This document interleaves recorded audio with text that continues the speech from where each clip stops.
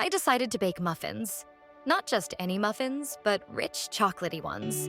Moist and tender, with a light crust and melting chunks of chocolate inside. I started by preparing the ingredients.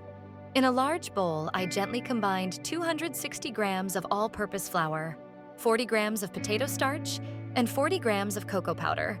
It needs to be good quality with a deep flavor. I added 1 teaspoon of baking powder, 1/4 teaspoon of baking soda, and 1/4 teaspoon of salt. I whisked everything together thoroughly to make the mixture smooth and to evenly distribute the leavening agents. In a separate bowl, I worked on the wet ingredients. I cracked in 2 eggs, added 200 grams of sugar.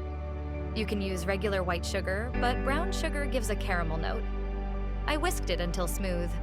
Not until fluffy, just enough to partially dissolve the sugar. Then I poured in 130 milliliters of neutral vegetable oil. It keeps the muffins soft and fresh for longer. Next came 400 milliliters of thick sour cream. It's the secret to that signature moist and velvety texture.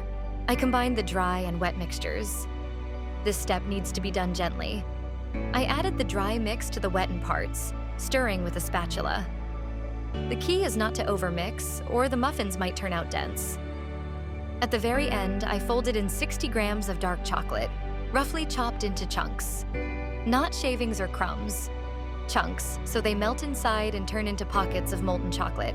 I prepared the muffin tin, lined it with paper cups, and spooned in the batter, filling each one about 2/3 full.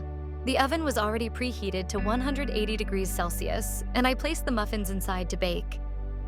After 25 minutes, a rich chocolate aroma filled the kitchen, and through the oven window, I could see the muffins rising and cracking slightly on top, just as real muffins should. I tested for doneness with a wooden skewer. It should come out clean, with maybe a couple of melted chocolate smudges if it hits a chunk. I let them cool in the pan for 5 to 10 minutes, then transferred them to a wire rack. Still warm, with a crisp top and a moist center, they made the perfect start to the day, especially with a cup of coffee or a glass of cold milk. And the best part?